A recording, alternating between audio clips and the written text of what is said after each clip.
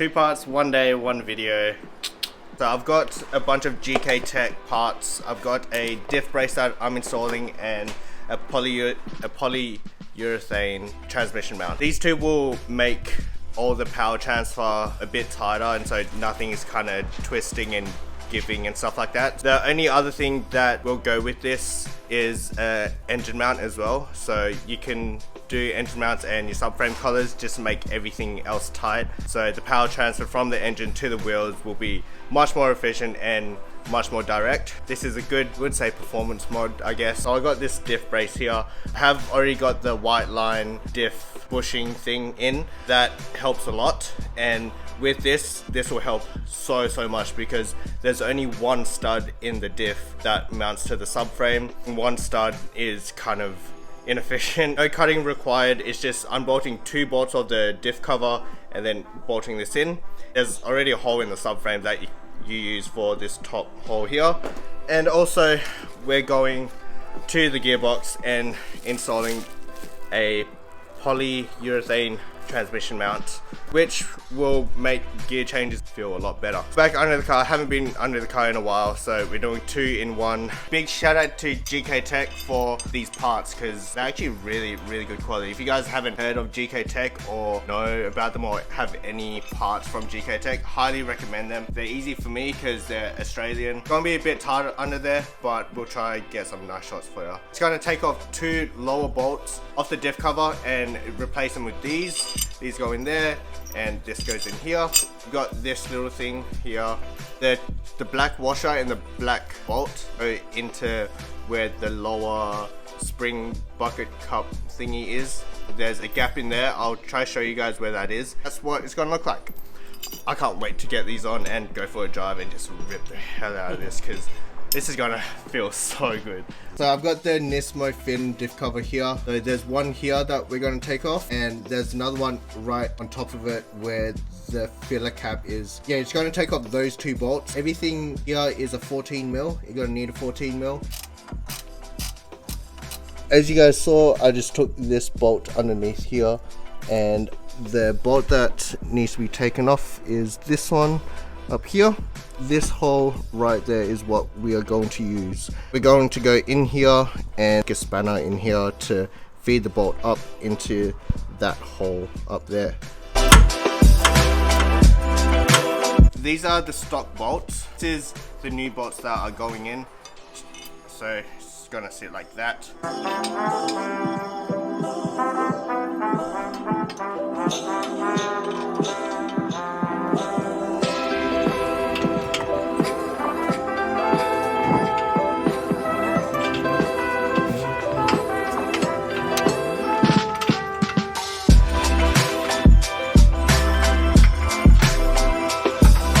Oh, I got it. I can't reach. As you can see, all the bolts are in. That's the subframe bolt up there. Put the washer and the bolt in first through here, and then put your spanner on, feed it up into here. And so use the black bolt and washer to go inside here, and then the 2 silver one on the outside. On the black washer, there's like an outer ring and a little small ridge inside. Make sure the ridge is facing the front of the car, and so it'll sit in that little subframe hole that's there. All I have to do is tighten that bolt and tighten these 2 bolts here. Really easy job. From here,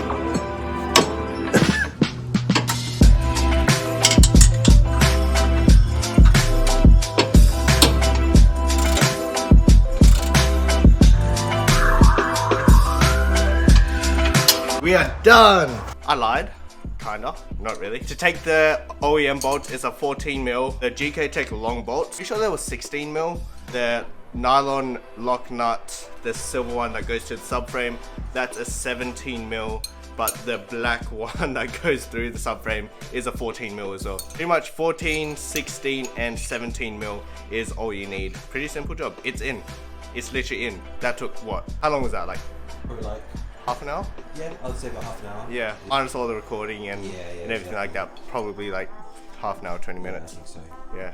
I was worried the clearance from the diff brace to the fins of the diff cover would touch and it couldn't fit around, but this fits super perfect and is so satisfying to look at. Subscribe to the channel because we literally just hit 1,000 subscribers. First install is done, first brace is done. So the next one is the transmission mount, this and like another plate that looks like a boomerang. This already came installed with these bushers, and they gave me a second set of bushers that are a bit harder.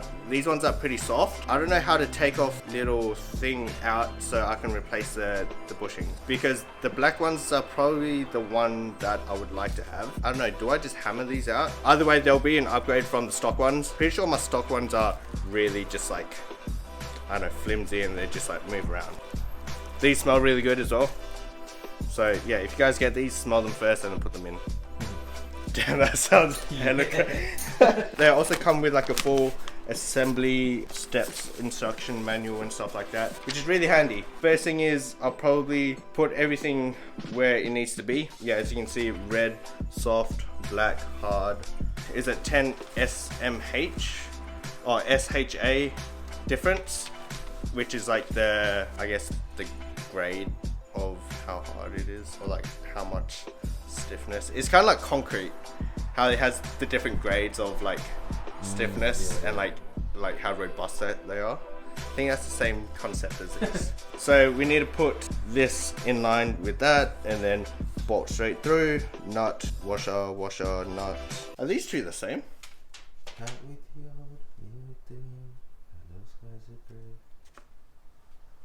And let's put everything together. We got a boomerang here. There's a thicker part here and a thinner part there. You want the thick part to be pointing down to the ground and have your boomerang like that. These two arms kind of curve in. You want the same with your boomerang bracket. This oval bit here, that's only on one side, the other side doesn't have it. Have that facing up, basically what it'll look like. The long bolt all the way through there, black thick washer or plate, whatever, and then the smaller washer, and then your nylon lock nut in. Make sure these are parallel with each other. It's a 17 mil. Tighten it a little bit, put it on the car, and then torque this up. All the torque specs should be in here. We're locked and loaded and ready to install this new transmission mount. 2 parts, 1 day, 1 video. Thank you so much for everyone that subscribed and who are watching the videos. Not sure what sizes we need, so I'm just bringing my whole rail. I'm just going to use this to make my life easier.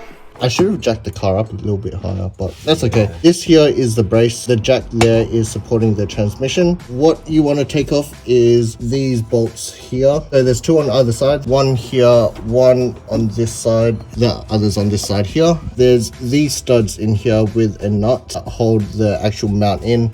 This is the bracket that holds the mount into the actual chassis. All of these are actually a 14 mil, and let's see how the OEM one still is. Holy crap!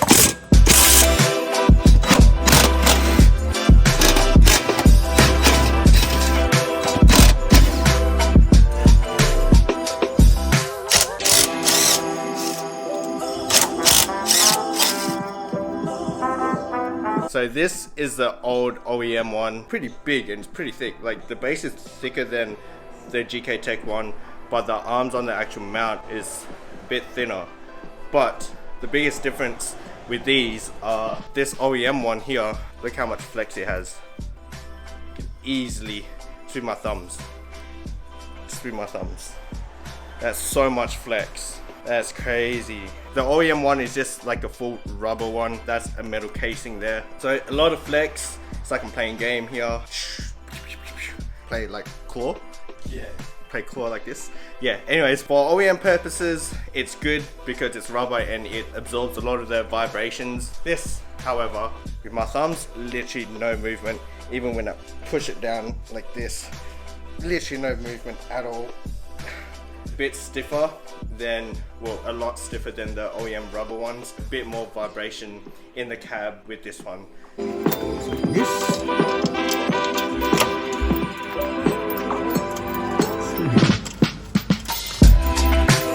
Oh, yeah. You got it, didn't you? 52 Newton-meters. Oh, that's not bad. Do you reckon you could sleep under a car? Nope. Hell no. Why, you want to try? No, I'm good, man. I was just wondering if you could. No, I don't think I could. Stop that. Well, if I had a Mattress? underneath, Yeah. and if the car was like High enough. high enough, yeah, I probably could.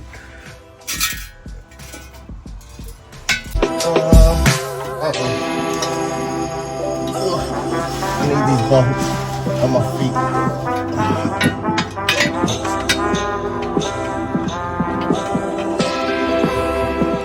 For sure.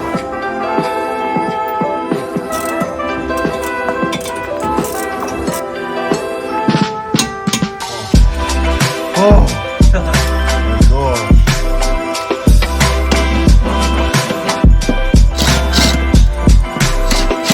Just gonna drop the car and let's go for a drive, and I'll tell you guys what my thoughts are on this whole setup.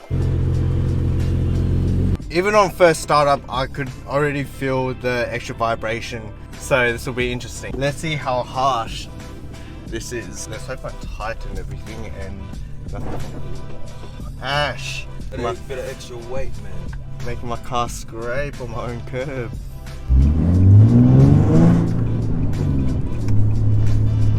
Let's see how well this puts down power.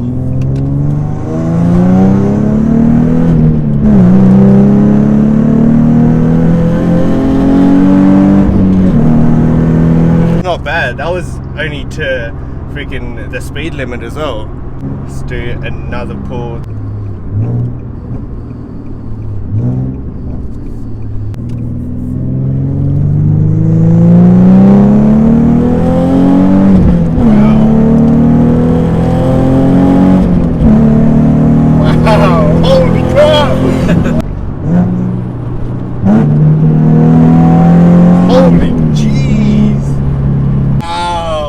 Put down power so well. Good, hey, I'm gonna lie. That shifting feels so much better as well. I feel like you sit back in your seat a lot more better as well. I just feel it Really? feels a lot more different. Yeah. Okay, interesting. Just like that little kick at the start. Yeah, yeah. Yes, there is extra vibration in here. Definitely tell that. Might get better when it's worn in.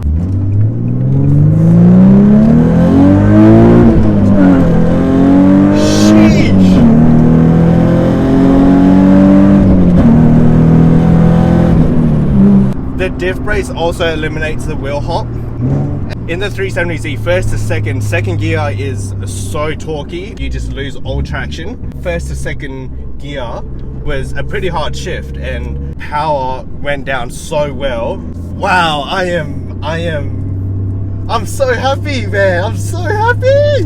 We did that both in what, like 2 hours probably. yeah, a couple hours. This car is coming live, and that's only the small bits as well. So we got performance bits going on this car, like driver mods and stuff on this car, and then we've got the show mods as well. So we're tying 2 and 2 together and making the ultimate 370Z build. Yes, there's still going to be more after this build because you never get done with the car. There's so much more coming, so much more coming. So yeah, if you're enjoying this build, click that subscribe button down below, and I'll see you guys in the next video. Peace.